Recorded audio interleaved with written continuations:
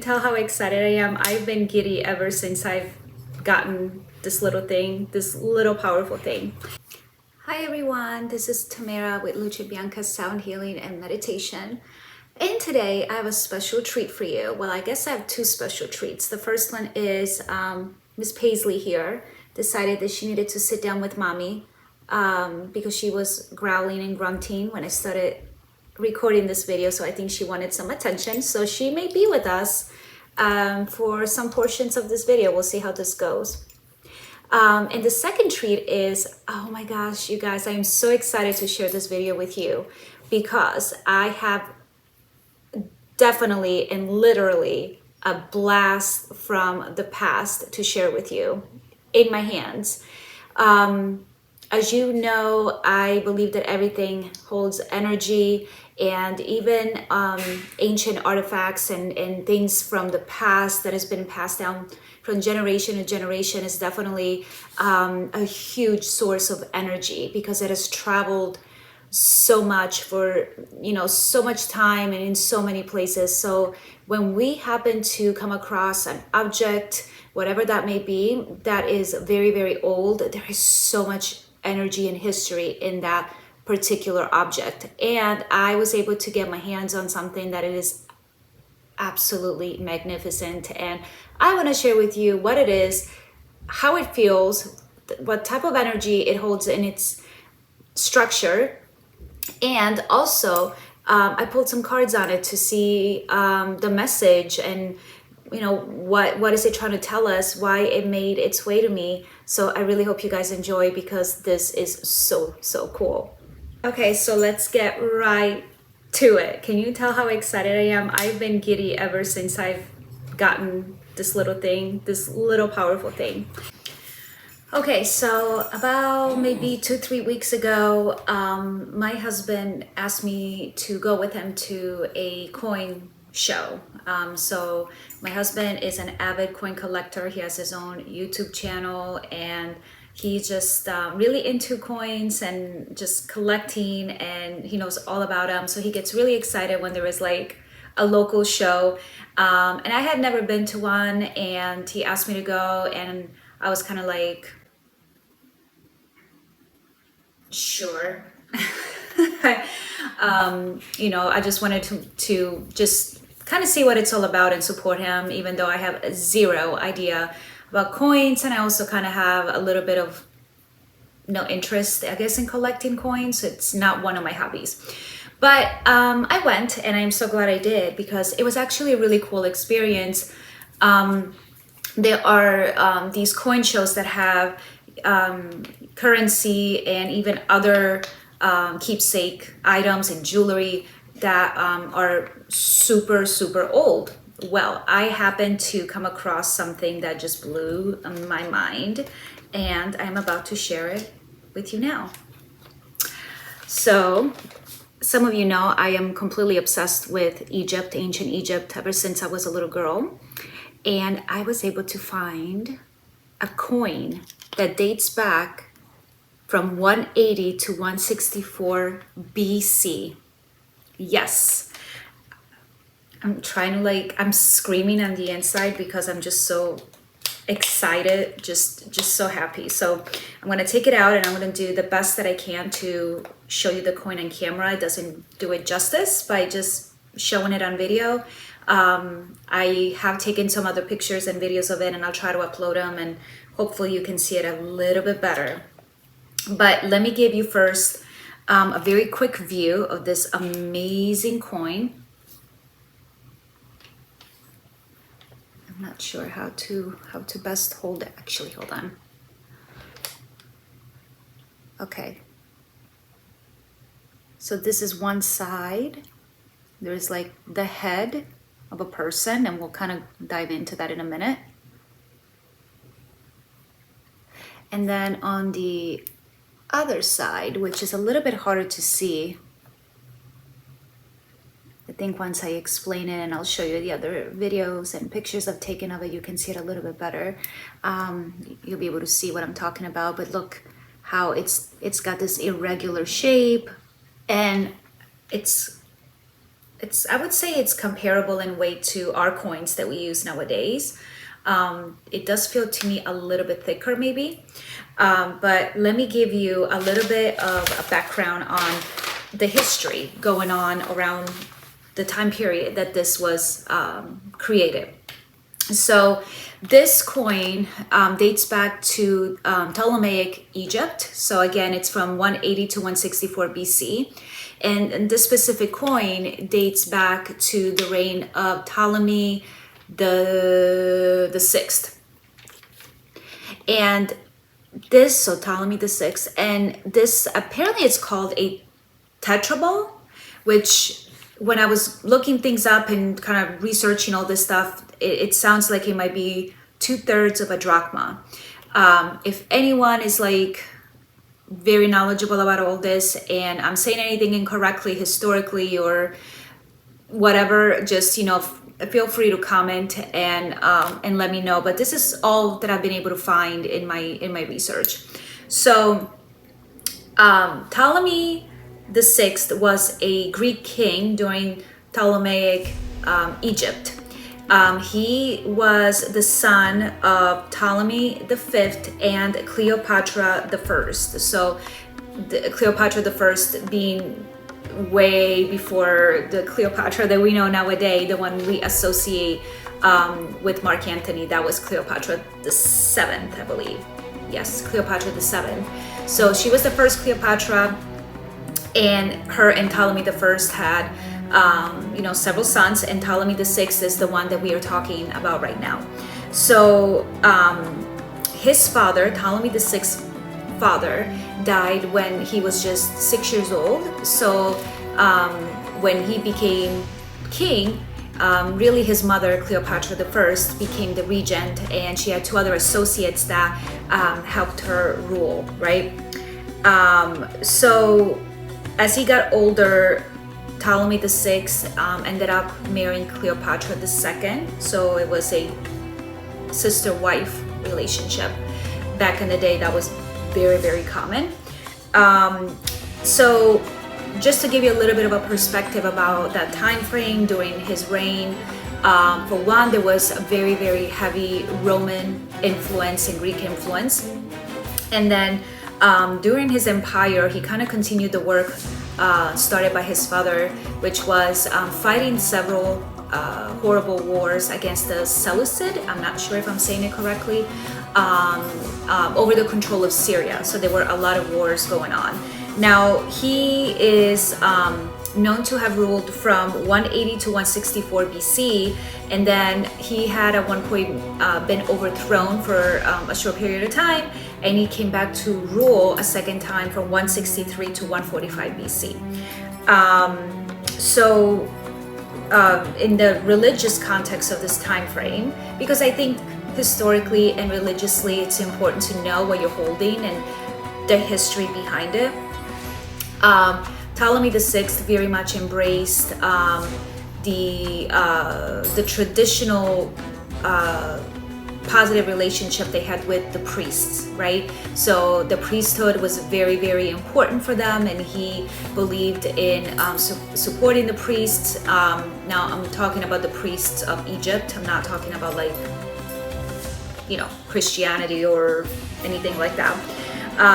And he also worshipped, which was the norm during that time frame, the deity Ptah, Ptah, I believe. Yes. And he was known to be the creator god. So Ptah was the one they believed had created mankind and created Earth. So that's what was happening. So this coin is a bronze coin.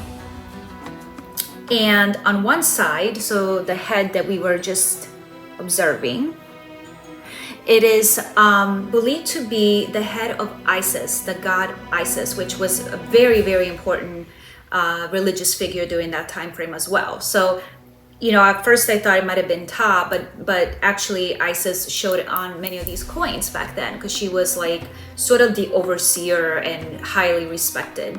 So Isis on the coin is shown to have long curls, and there is a wreath, again, I'm sorry, I'm trying to like show you guys this. There is a wreath of grain or wheat crowning her head. Now, there's also several accounts that say that this figure is also a representation of his wife, Cleopatra.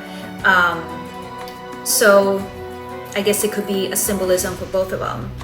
Now, remember when I said that there was a very strong Roman influence during that time frame in Egypt? Well, that is represented on the other side of the coin. There is an eagle with spread wings. The wings are wide open, and there is a thunderbolt, and the eagle is standing on the left of it.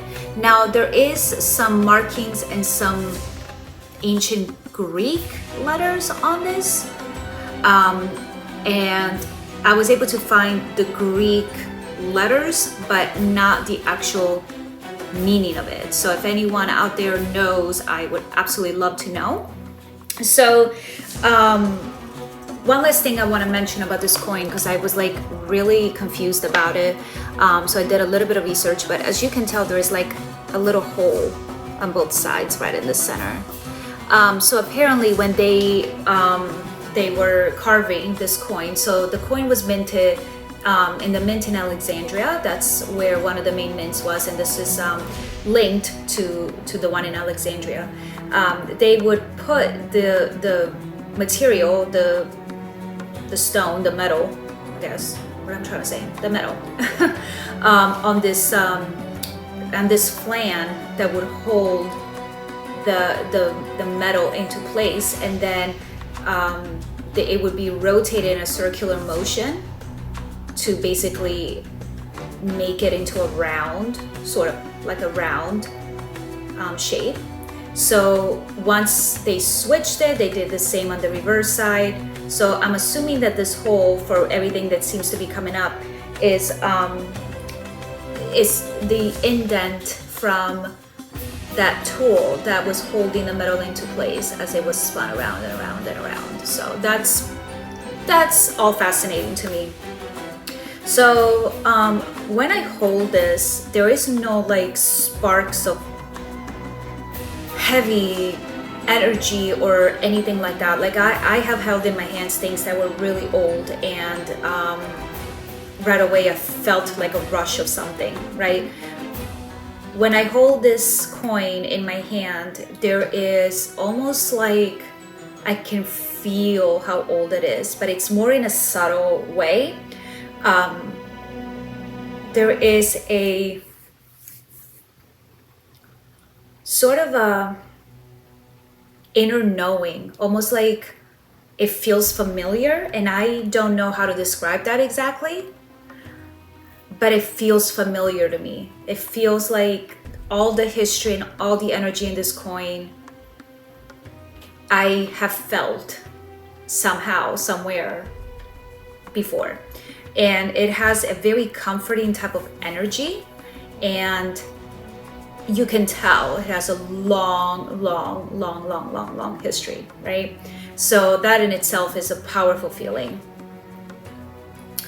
So what I did is I wanted to pull cards on the coin itself, just to kind of see if guides would have some type of message or clarification, or information about this coin that would be super amazing. So I had decided I was called to first use my Metatron Oracle deck. So Metatron is about the self-mastery oracle. And I pulled 2 cards, and I have to say the first 2 cards really sounded like it was a personal message. So a message for myself, more than the coin. So I was like, okay, I get it, and I'm glad I got my personal message. But then at the same time, I felt like it would be related to the coin somehow. So then I decided to just dig a little bit deeper and use a tarot deck, which I will link because it's absolutely gorgeous. It's an Italian artist. I will place the link. But I also was called to select 2 cards from that deck. And once these cards came out, I started seeing the relationship with the Metatron cards that came out. So let's just dive right into my notes and everything that I was able to channel through these oracle cards. So first and foremost, let's talk about the two Metatron cards that I pulled. So I asked a specific question. I wanted to know the coin itself, what energy from the past did it hold that I needed to be aware of? What message from the past? And secondly, what message and what energy is this giving us as information and messages that we can apply now? Like this is like present day, right? So the two cards that came out, the first one was letting go. Now this letting go card talked a lot about the past, which, you know, we're talking about thousands and thousands of years old coin. And it talked a lot about how the past can have a significant impact in our lives, and it can be ingrained in our DNA. So that was like, right? It feels just so good, so on point with the history of the coin. And it also talks about just being able to learn the lessons from the past and then being able to go forward and just move on.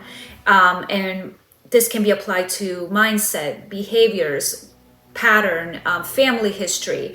You know, it's also about not hanging on to things that you have already processed and no longer serve you. And that, you know, that structure, that system, that belief does not resonate and align with you anymore and where you need to be.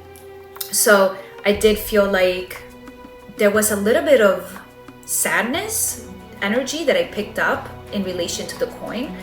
And it was about understanding that the past was important and nothing is lost and nothing is wasted. So everything from the energy and the past of this coin, there's been so many hands that have handled this, right? So as always, just as a heads up, if you collect coins or you collect really anything that has had a lot of hands, a lot of touching, a lot of generational effect, and just a long history, you want to cleanse it. So this was heavily cleansed and with sage and energy and selenite and stone. So I think that's super important, right? But nothing, no energy and no history that has been imbued into this coin is wasted. Like nothing of that has to be forgotten. It can still be a very good reminder in the present of what we need to learn. We can, however, let go of the pain that I feel associated with that coin with gentleness and peace and, you know, softness. It doesn't have to be like, oh, that was bad, it's done and over with. Like, no, it's okay, like, to have a little bit of that bittersweet connection to it, but it's okay to let it go. So I feel like there's been a lot of grief in this particular coin's journey. And then the second card that I picked is priorities, and it has this beautiful pyramid, which I mean, guys, you know the synchronicities never end, right? When you do this work and when you open your mind, the pyramid obviously is a very strong, big symbol of Egypt. So, you know, I had to chuckle when this came out. But so the priorities of this card, the message is basically finding what you want to learn and what you're passionate about and going after those specific things and learning to prioritize what is important and what is less important. So the card, especially because it has the Metatron's rainbow light in the pyramid, to me it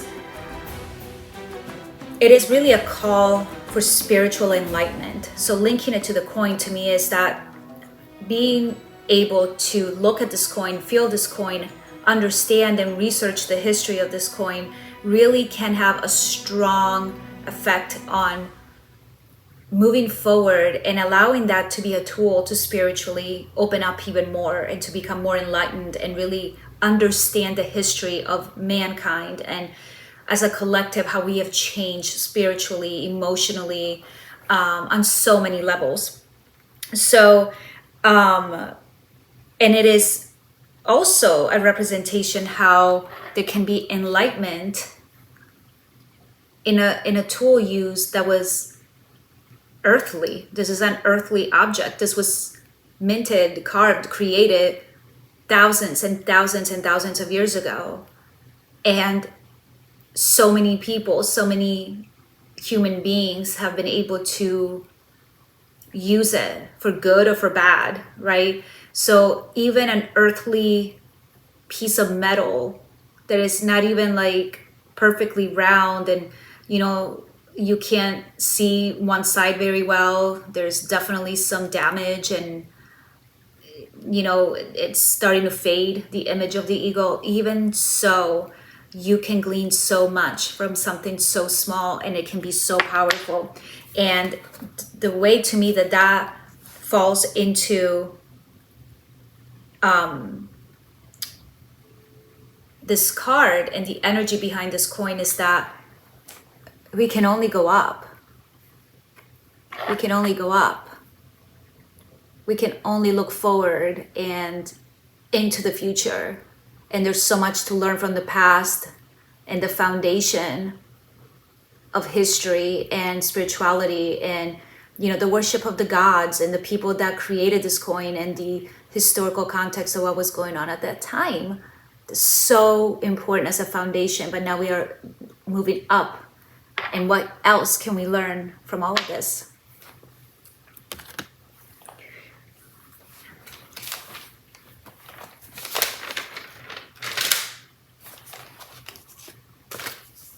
So then I decided to check in with the second deck. And by the way, this this connection that I made with the Metatron cards actually came after I pulled these two cards, because I felt like the other two cards were more of a personal message for myself, which again, they were in a way. But then these two cards, when they came out, they just sort of pulled everything in together. So the first card is the Ace of Swords.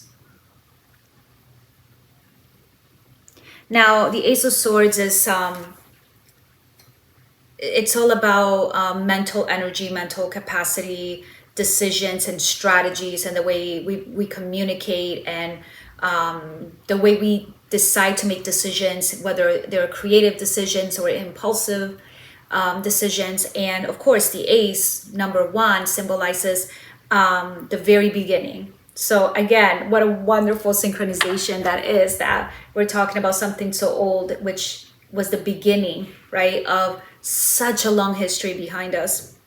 And the energy of this coin and how it relates to this card is that it's so important to, again, feel and sense the energy of the past. This was the beginning of progress, exchange, and strategy in our collective humanity, right? So like currency was like so important, still is so important, and many of us are driven by that and, you know, find that this is the end all, right? So as I felt that sadness in that card, the first Metatron card, I also sensed the sadness in this card, which has a strong sense of obtaining something, but at what cost? At the expense of others. So I feel like that sadness energy that I kept feeling was building something, obtaining something on the backbones of someone else, and how much of our history has been structured that way. So I guess you can look at it as there is a long history of materialism and personal mental anguish, which is what swords can represent here, about earthly matters, right? And how something like this small has created an entire system where a lot of our mental faculties and a lot of our decision making is really affected by money and what this represents and what this can do for us. So that was like a huge, like, oh my gosh, yeah, now I get it. And then the second card that came out is the Six of Cups. Again, what a beautiful, beautiful artwork. I absolutely love this artist. So the Six of Cups, well, for one, the number 6 is about healing. It's about healing, connecting, communication, it's kind of like moving forward in the best practical way and in a way that feels good and in alignment.